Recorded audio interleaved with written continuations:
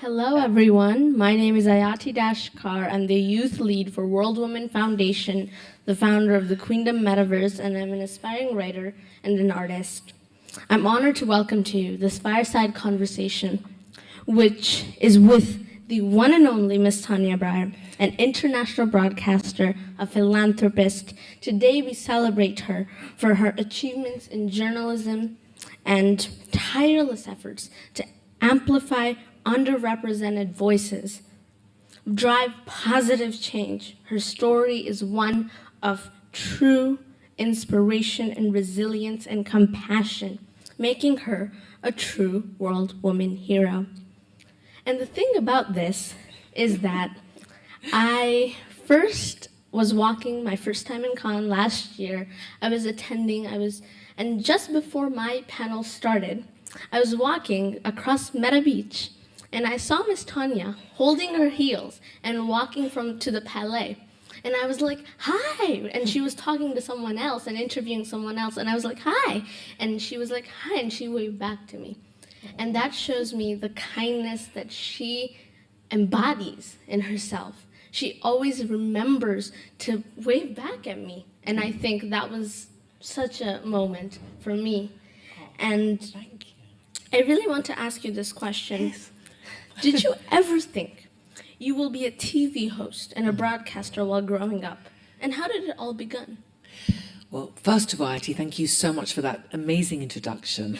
And you are someone very special. And I'm sure last year when I was walking with my shoes and interviewing someone, as we all do, because we can't wear the heels up and down the croisette, but we wear the flat shoes and we change. And I saw your gorgeous face. I would have been so happy to see you. So that's why I waved. And I was so happy that you would have come over to acknowledge me. So thank you so much for that. And you know what, when I was your age, I know you don't want to have your age, because it's not an age. It's an attitude, and you are you, and you are amazing. I honestly didn't know what I wanted to be or who I wanted to be.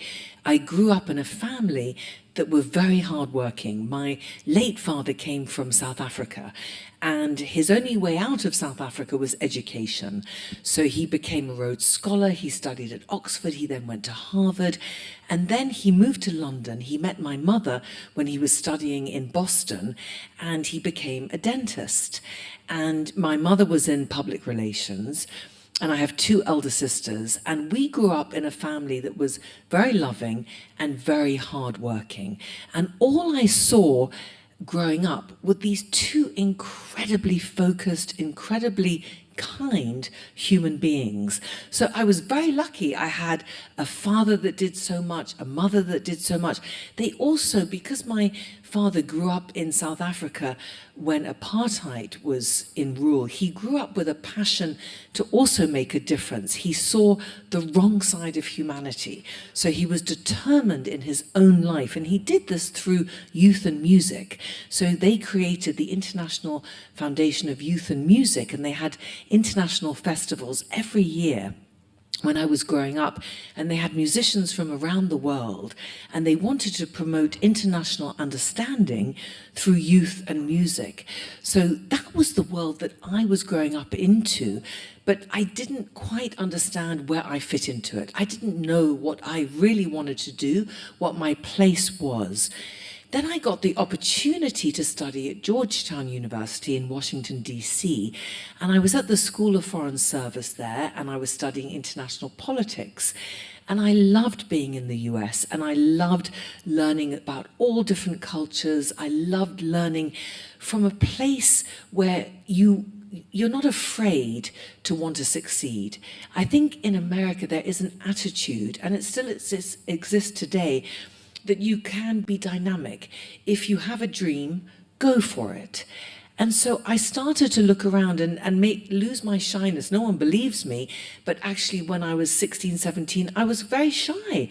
But when I went to study in America, that's where I really came out of my shell. So I didn't know exactly where I wanted to be, so I tried different jobs.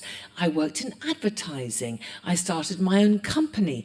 I called myself Tania Bryer Associates, but I was the only associate. But no, but no one knew that.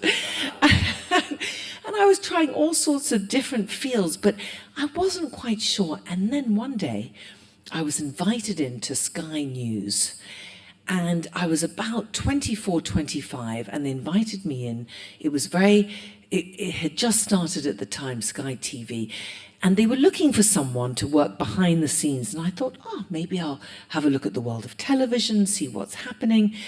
And I walked in and I suddenly felt, I feel at home. This is for me.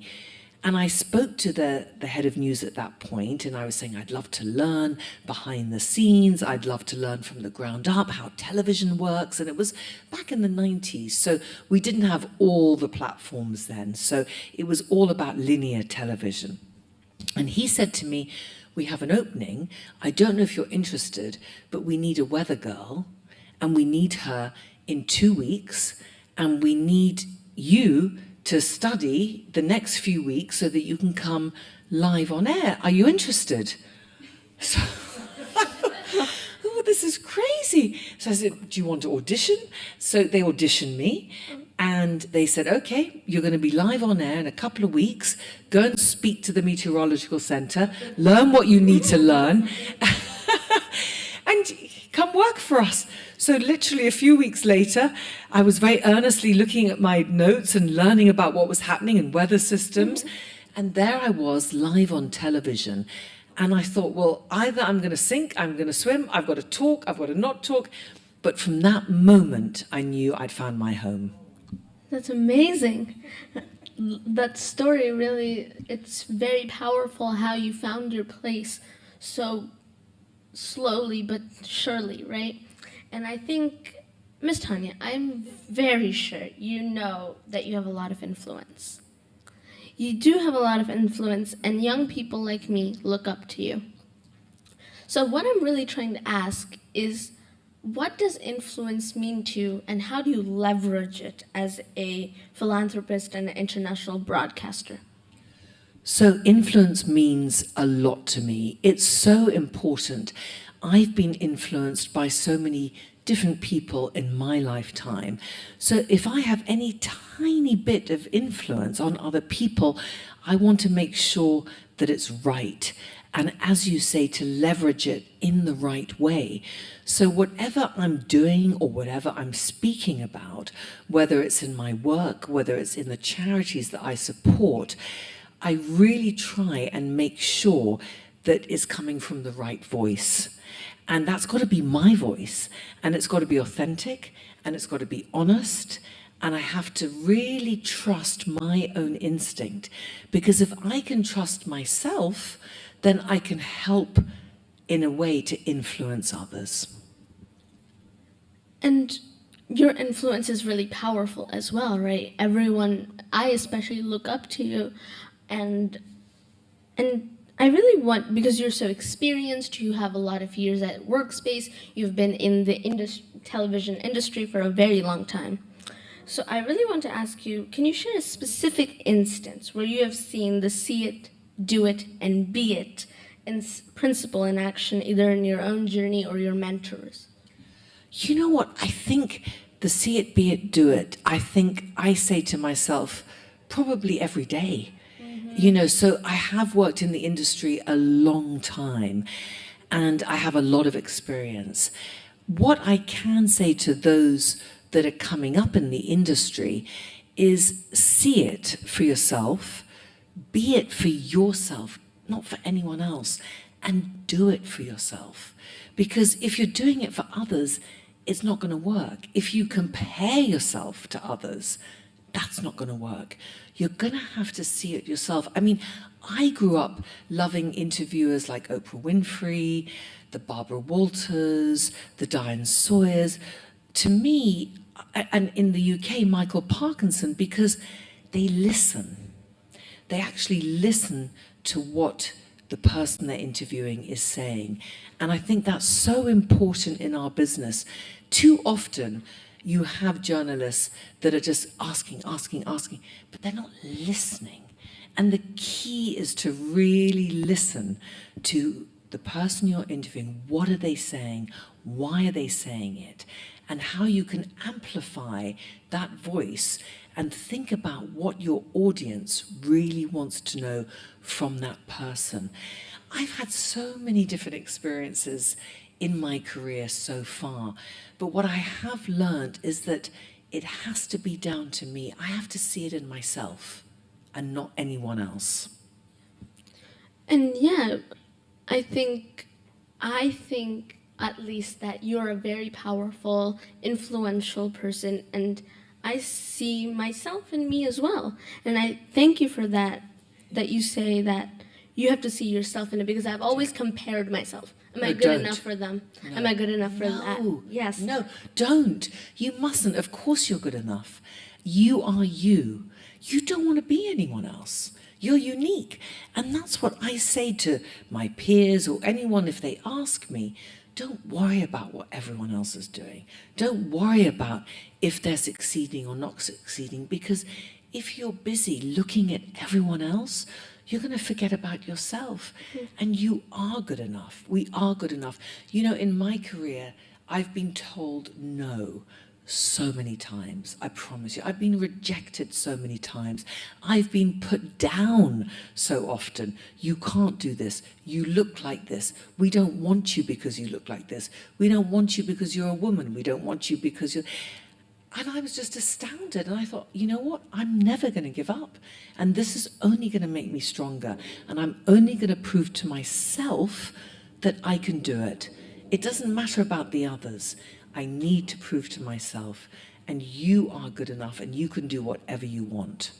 We often try to say the power of saying no, but also accepting no is very powerful as well. Yes. And I think also going back to your workspace, can you share a specific instance where you have seen racism and sexism play a role at your work as a woman in charge? Okay, so a couple of instances. So this is quite a funny story, but it takes me back to my early days in my career. And this was very much against me as a young woman. So when I first started at Sky, and I told you the story about how they put me on as a weather girl straight away, and I didn't have much experience, but I was learning on the job. So there were a lot of journalists at that time that they were all quite cynical. I was so excited. This was my first job in television, and I always had to be in the studio at 3 a.m., 3:30 a.m. to do my first broadcast, to be ready at 6 a.m. And I'd always come into the studio smiling. I was so excited. This is my first job in the world of television. I'm so happy. And all of the other journalists were sitting there going, oh no, here she comes again. She's still, here comes, and I won't, a swear word, Tracy Sunshine, here she is. And they just didn't like me. They didn't like me. They didn't want me there. You know, it was very much against a young woman trying to make her way in that industry in the 90s. And it was very sexist then. So what they did one morning, they wanted to trip me up. And so I would write my script into my laptop computer, and I would say, if it's going to rain today, not rain today, shine today. I took everything very seriously because that was my job. And then I would write it, and then I would run into the studio, and then live I would do my broadcast. So in between me writing it and running into the studio, they changed it. And every second word, they put the worst swear word that they could imagine. So I ran into the studio, sat down, looked at the auto cue, and I was going to be live to everyone. And Sky News has a huge audience around. Yes, of course. So I look up at the auto cue, and the newsreader's next to me. We're looking up, and I'm thinking, I didn't say that about Wales. I certainly didn't say that about Scotland. And I was looking, but they wanted to trip me up. Fortunately, I didn't hesitate. I went over all the swear words. I didn't say anything. I didn't even stumble. And you know what? I walked into the newsroom. I walked past the desk where they were all sitting, laughing, thinking, yeah, we've got her. And I smiled and I nodded. And then the head of news at the time said, oh, Tania, I'm so sorry. I said, Don't tell them off. Don't say a word. And years later, one of those people came over and apologized.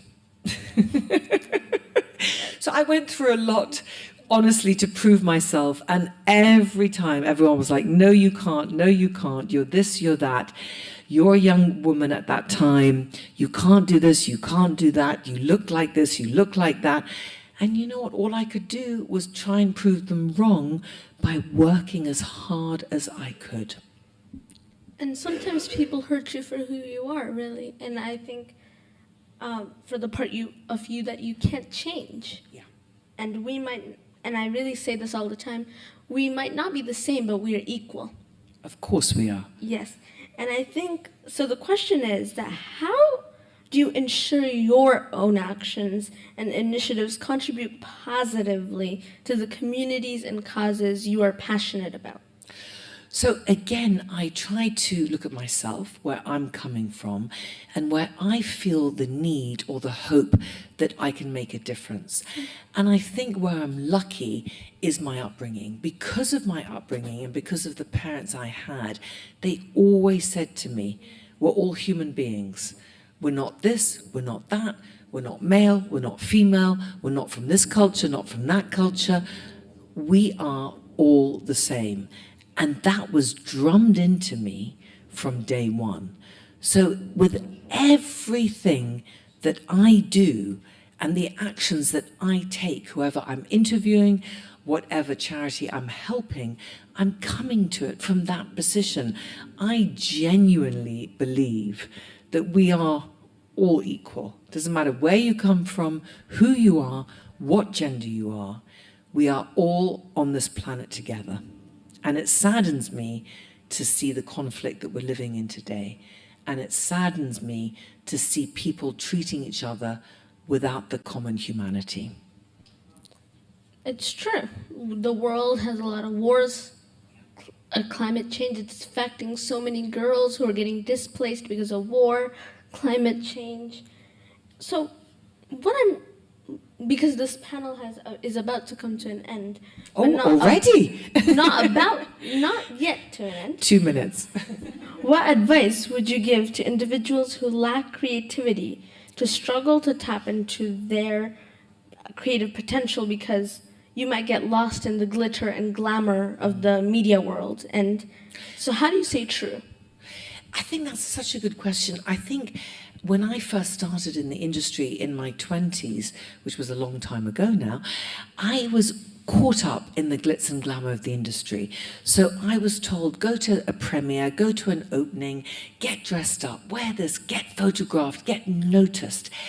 And that's what I thought I needed to do to be in the industry. So that's what I did. And then when I took a break from the industry, which I did when my daughters were very young, and I wanted to be with them, I took a break of about 5 years, and then I went back into the industry. And I realized that I had to let my work speak for itself, that I didn't need to go out there. It wasn't about me. It wasn't about my image. It's about the work.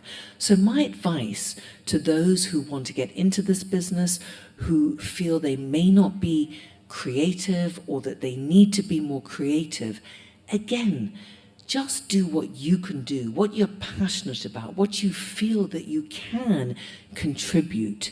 And that creativity will follow, I promise. Passion first, work hard second, and never think that you can't do it. I promise you that. I cannot tell you. I've been told no, and I said this before, but everyone, so many people within my industry, it's such a tough industry, and you don't have to be competitive with your peers in the sense of putting them down to succeed. You focus on your own lane, you find what's good for you, and you go for it. I think that's really powerful that you know where everything has to be, right? And if you were a man, do you think your career would have looked different?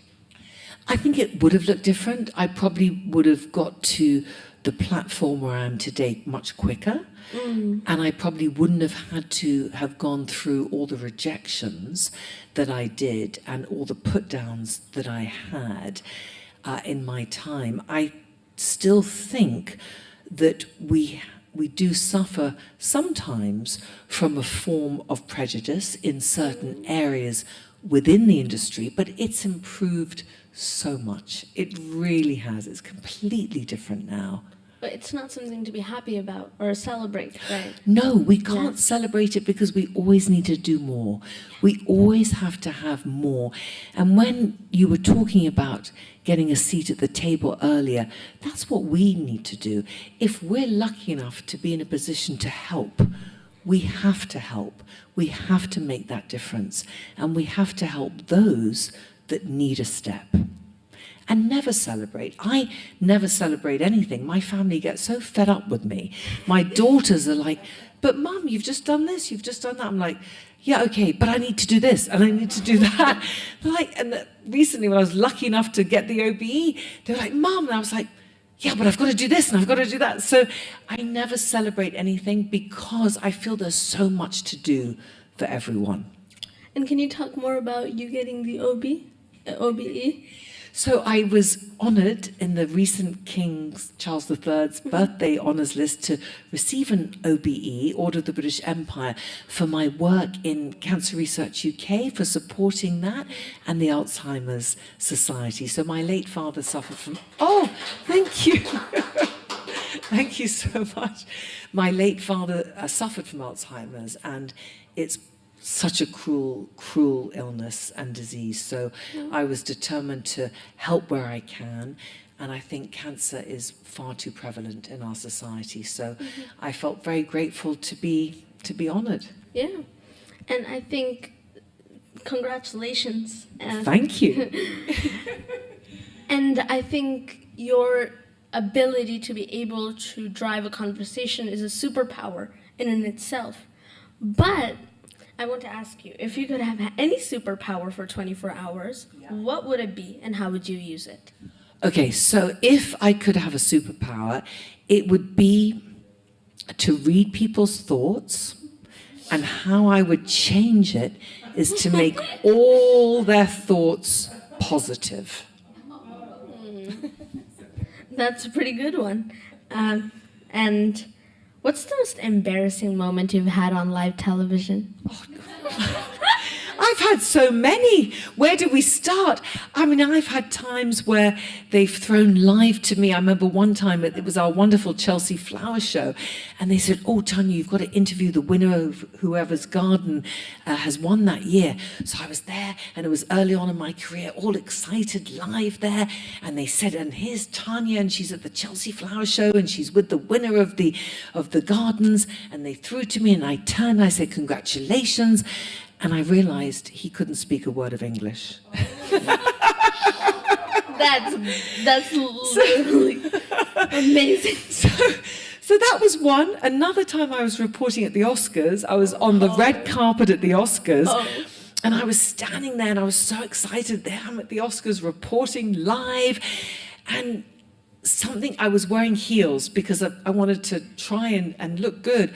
And I couldn't feel my toe. And I thought, oh my goodness, I think my toe's gone. What's happened to my toe? So I was just with the shoes. So I was standing there, I thought, well, I can't look down at my toe. So as this was going on, the sound in my ear broke. We had a tech issue and I couldn't hear my producer. So I didn't know when I was live on air, when I wasn't live on air. And so I just had to go for it and literally just keep talking until finally the cameraman was like, shh, just be quiet. And when I finally stopped talking, I thought I'd better see if my toe is still there. And of course it was. Your toe's all right. It's fine. I'm still wearing high shoes. And if you could interview any fictional character, who would it be and why would you interview them?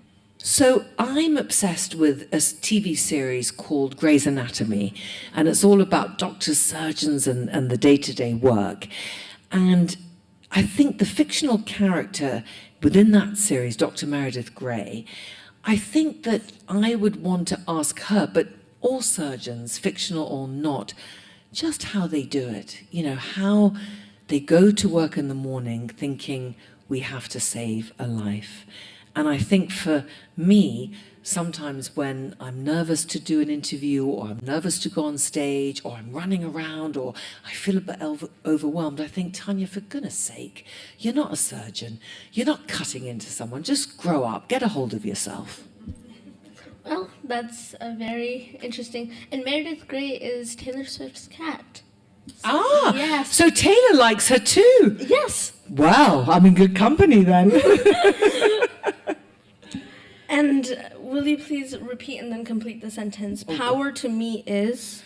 Power to me is transforming lives. I'm claiming my power by? I'm claiming my power by listening to my own voice. That's really powerful. Thank you, Miss Tania, for this amazing conversation. And there is our world woman hero who has inspired so many women and girls to be who they are, reach for their dreams, go for their ambitions, to see it, do it, and be it. Thank you. And if you want to be part of the conversation, tag World Women Fund on all of your socials, use the hashtag #EqualityMoonshot, and let's give a big round of applause to Miss Tania. Thank you so much. Thank you. Thank you. Can I also just say, you are amazing. You'll do whatever you want to do in life. I have no doubt about it. I appreciate it.